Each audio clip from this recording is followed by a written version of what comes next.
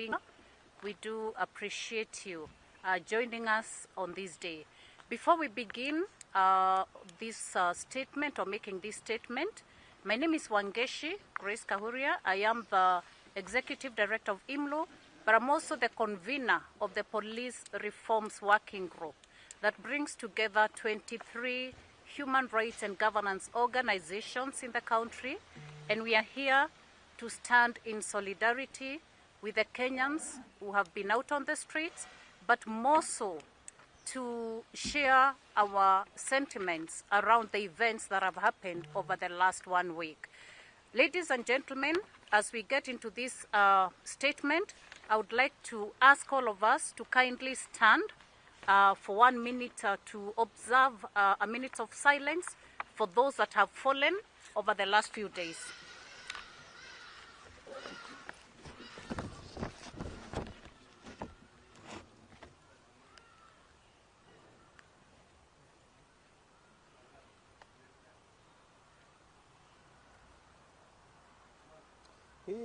Yahweh,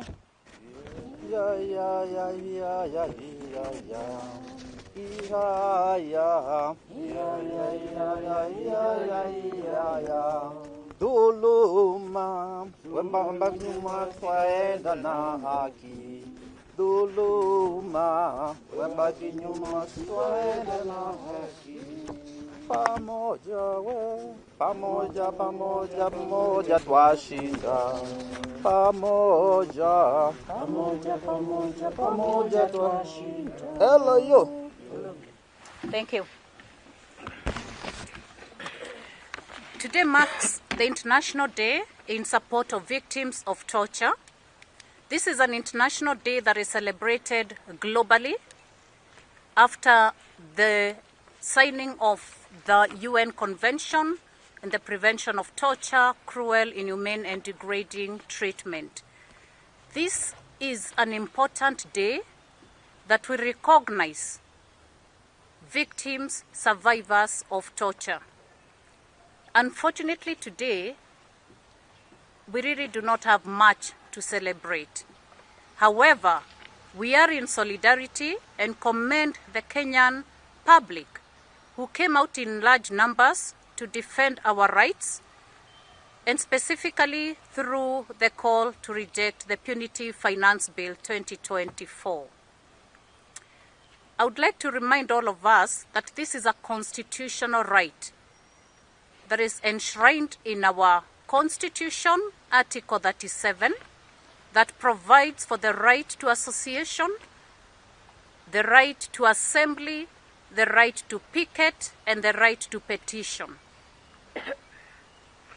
This organic and independent movement has shown us the way that Kenyans can voice themselves. And so there's absolutely nothing wrong with Kenyans getting onto the streets to voice themselves. This is a constitutional provision as per the Kenya Constitution 2010. I would like to hand over to my colleague to continue with the statement.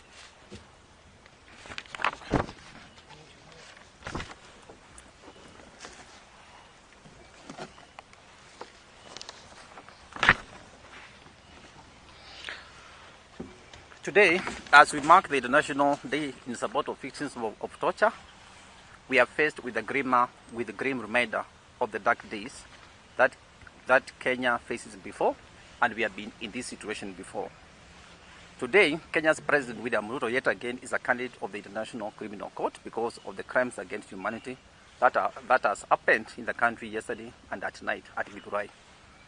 Mr. Ruto has overseen a planned and executable massacre against peaceful protesters and also other Kenyans who came to support across the country to reject the Punitive Finance Bill.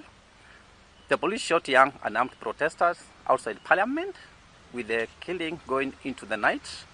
Reports show that police shot dozens of people in Githurai, in Nairobi, 1/40 times between 10 p.m. and 1 a.m., way after the protest had ended. Political responsibility lies squarely with Mr. Ruto, even though he was not presently on the streets. He cannot escape criminal accountability.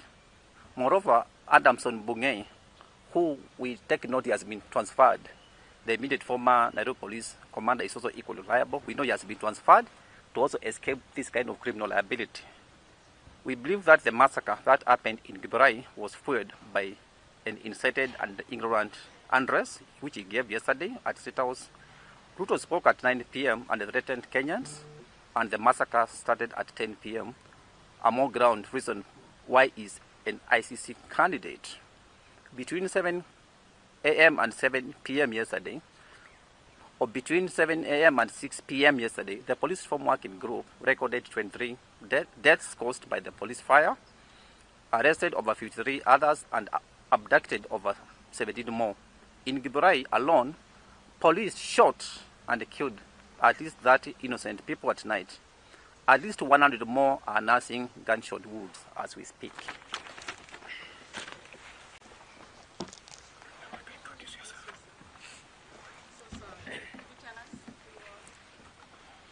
Yeah, my name is Davis Malombe. I'm the Executive Director at the Kenya Human Rights Commission here. Thank you. I'm Lorna Diaz, the Executive Coordinator of GALC Plus and Human Rights Defender. So, back to the statement. It's not protesters who are treasonous. It's Ruto's acts that are treasonous. These killings were further exacerbated by the deployment of the Kenya Defence Forces, KDF.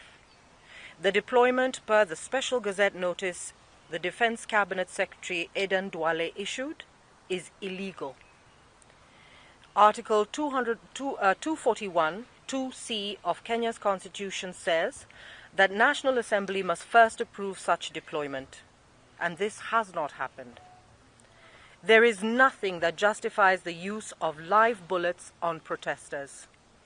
But this regime positions snipers to shoot and kill unarmed protesters. The destruction of property that happened on the streets was a security failure, and this regime should take the blame.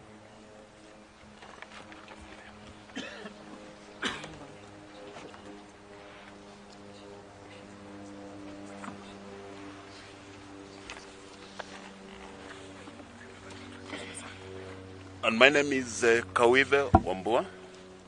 I work with the Inuka Kenyan Isisi. Article 1 of the Constitution of Kenya says that all sovereign power belongs to the people.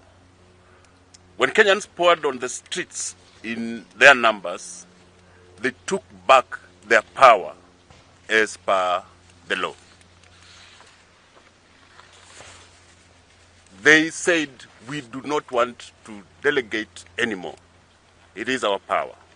Parliament is Kenya's property. Anyone can access it because they hold the power.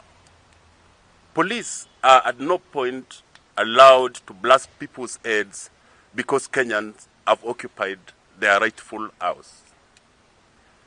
Every person has the right to protest according to Article 37 of the Kenyan Constitution, and this is what and will continue to happen. It's what has happened, and it will continue to happen.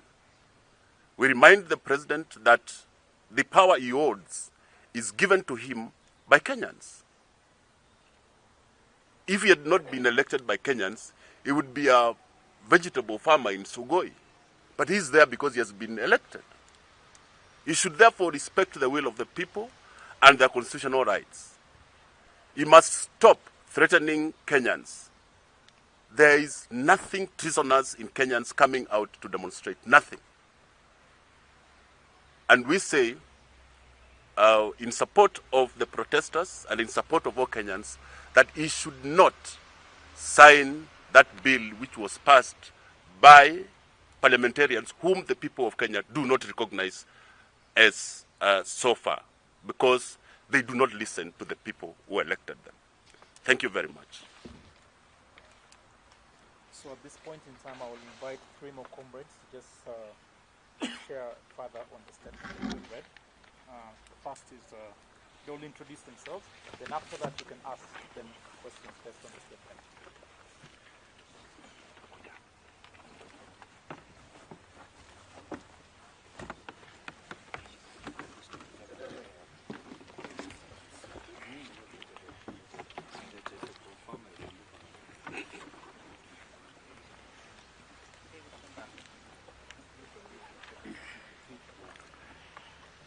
So, members of the press, my name is Joshua Changwony, the Executive Director of Kericho, Kenya.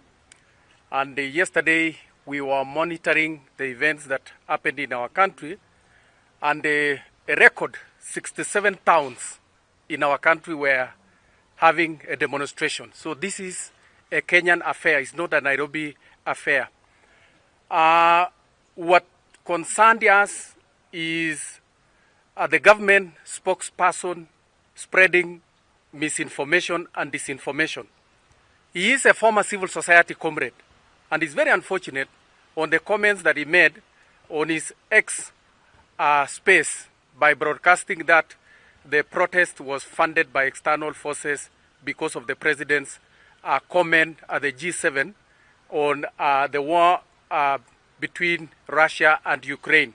We've also seen the Secretary General of the UDA party making claims that the protests were funded by people who were against the finance bill because of taxation on imports, because of their business interests.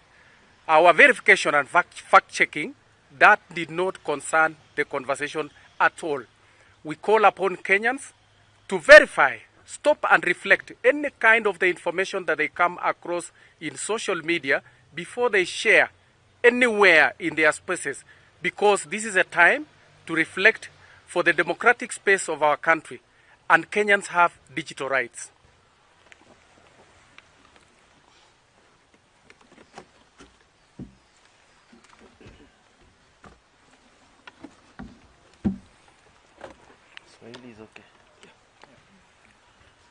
Kwa majina naitwa Happy Olal, convener wa Social Justice Centers Working Group. Yangu ningependa kukondem yale matukio yalitokea usiku pale Githurai. Watu wanaelewa kwamba jana kulikuwa na ukosefu wa magari na ilibidi wale waandamaji na watu ambao hawaishi na karibu waweze kutembea hadi maeneo wanapoishi. Na ilikuwa ni uchungu sana ya kwamba kutoka usiku baada ya rais kutoa ile maoni yake, polisi waliweza kuattack na kuumiza watu, kuangamiza watu manyumbani mwao, na wale walikuwa njiani wakielekea nyumbani. Watu zaidi ya 100 wako mahospitalini kadhaa Nairobi wakitibiwa kwa sababu ya risasi. Na so far by hii asubuhi wa leo tulikuwa tumehesabu watu zaidi ya 30 ambao wameaga dunia kwa sababu ya kupigwa risasi na polisi. Kwa hivyo sisi tunasema ya kwamba hayo mauaji hayataenda bure. Hayo mauaji lazima kuwe na kitu inaitwa political responsibility na kitu inaitwa criminal responsibility. Kwa sababu itakuwaje ya kwamba protest ziliisha, maandamano yaliisha town, watu wakaanza kuenda nyumbani. Na sisi wenyewe tuliambia watu waende nyumbani ya kwamba waende watulie kwa sababu walikuwa wamemaliza maandamano. Itakuwaje mnafuata waandamanaji mpaka njiani na manyumbani mwao? Kwa hivyo yangu ni kukondem, na nasema ya kwamba ya mwisho lazima kutakuwa na responsibility. Na tuko tayari, kwa sababu hiyo tunaichukua kama massacre. Tuko tayari kuenda hata ICC kufile kama wananchi wa Kenya. Asante.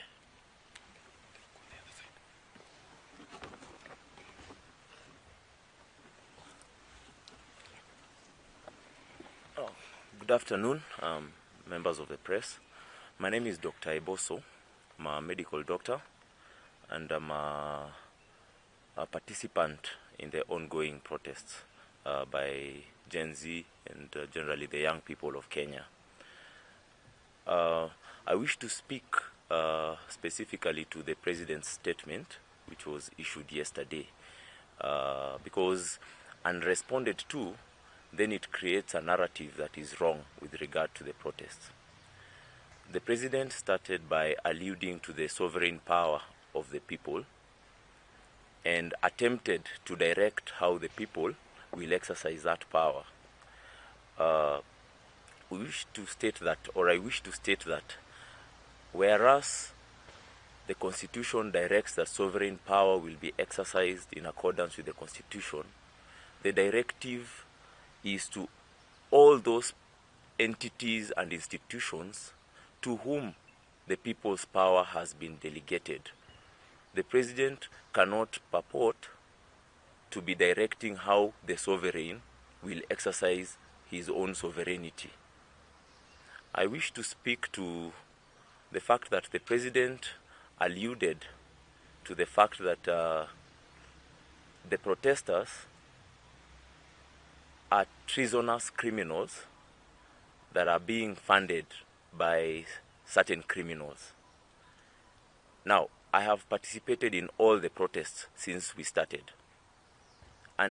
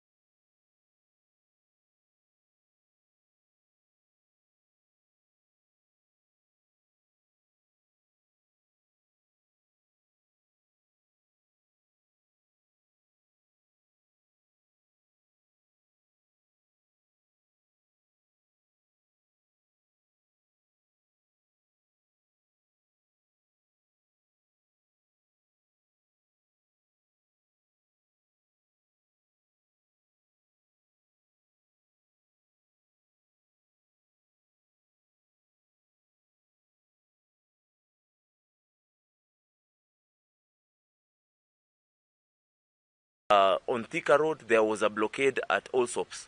On Mombasa Road, there was another blockade, and all the major roads leading to the city, trying to curtail the people reaching the city. But we still walked. And that should tell you that we are not getting paid. The number of people who come for those protests are so many. If there was funding and there was money being given to people, I don't even think this country would afford it. So no one is being paid to come for these protests. And if there is any intelligence that money exchanged hands, then someone must have lied to someone up there.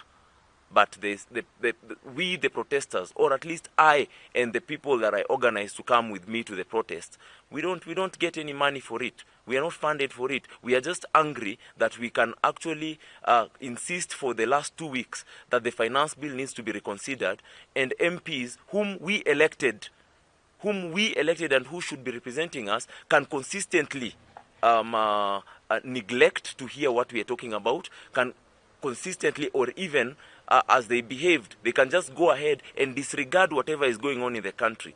Protests all over the country, that is not something that any leader should overlook.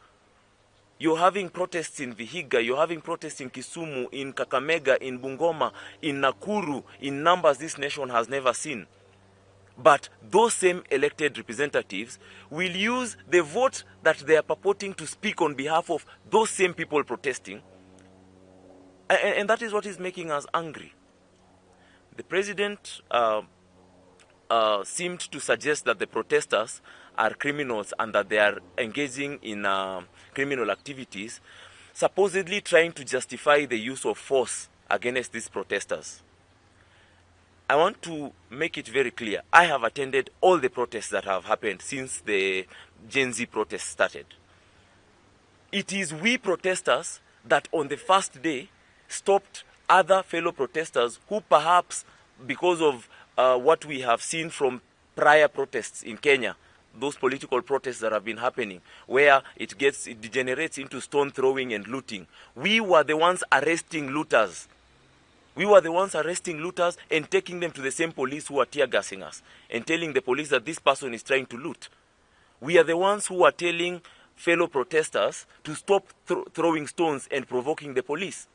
And I must say that the police this time round, a majority of the police have actually exercised quite a lot of restraint and have conducted themselves very well. But there are those who, I don't know where they get the orders from, but they come and then they just start doing funny things and provoking the protesters. And a good example is the shooting that happened last Thursday. That this was at the end of the protests. The protesters were actually running away, making away. And you can see from the cameras, and we were able to identify who that police officer is. And that is how we are going to identify each and every police officer who is going to misconduct themselves. They just shot at the crowd, a crowd that is running away. You shoot live ammunition to them and kill someone. Yesterday, we've all seen the videos of the protesters who overwhelmed the police. And by the way, it is true, the protesters actually overwhelmed the police. But they did not overwhelm the police with violence or with arms. The videos we are seeing all over, the protesters, none of them was armed. None of them was armed. And we can see in the videos, police officers actually firing bullets at the armed protesters. We can see from the images, gory images of a protester with brains splattered all over the floor. What is this that would make someone aim, and that's not an AK-47 even, what would make you aim that kind of ammunition to the head of a protester who's not armed? How important is that parliament building or entry into that parliament building that it would cause you to not want to just maim, but to thoroughly and inhumanly kill these young people who are protesting? And that is what is making us very, very angry and very, very sad. Not one. There were two, for me, I've seen two images of one whose head has been completely blown off the body by a bullet, and another whose brain is splattered on the ground. So who is this that was shooting this person? And what was the aim? Because this person is not armed. This is a 21-year-old. At most, this person will get into, and they did get into parliament, despite the shooting, and that should tell you that bullets are not going to stop anyone. So they indeed got into parliament. What did they do? They simply tore some papers here and there, broke some furniture. That is nothing compared to what really. So the last thing with regard to the issue of the protests and the killing is that these protests have remained peaceful, and I wanted to bring out the numbers that out of these protests, only 2 police officers have been adversely involved.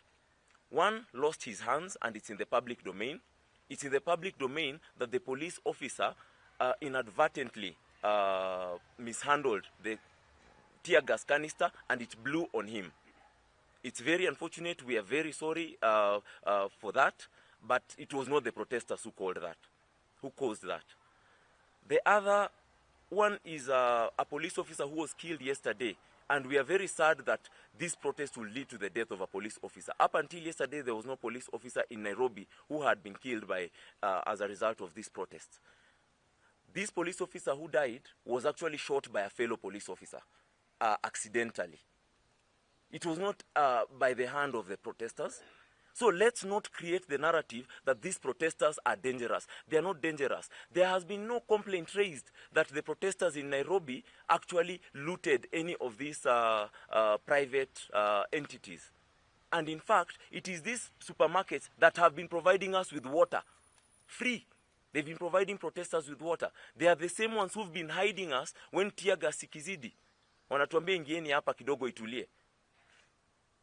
So these protesters are not criminals. And let us face the truth. Let us face the real problem. The real problem is the finance bill. If that finance bill had been paused, if just yesterday the MPs had decided that we are going to put a halt, even a temporary halt on the finance bill and listen to what these protesters are saying, we would not have what we are having. But you cannot employ arms to fight the people. And I want to finally talk to the security agencies directly. I want to talk to the military personnel. I want to talk to the police. These protesters are your sisters and your brothers. You know in your heart of hearts that these protesters are protesting for genuine things. You know that. Please do not be used to kill these protesters. If you must protect government property, that's fine, but do not kill. You're enough. I mean, you're capable enough to just hold off this. These people are not armed, and your tear gas has been working properly up to now. Why do you have to start using arms against these individuals? And we saw yesterday, after having after having sprayed bullets on these protesters, one of the policemen who had been an ununiformed policeman and had been among the ones shooting these protesters, later found out that his brother is actually one of the guys who had been shot. So I'm talking to the military, I'm talking to the police personnel. You all work for the people of Kenya. Please do not be used for political reasons, and then you actually go on and commit very atrocious crimes against the very people who pay your salaries. Thank you. So we want to invite any questions from the media to any of the leaders. Do you have any questions for them?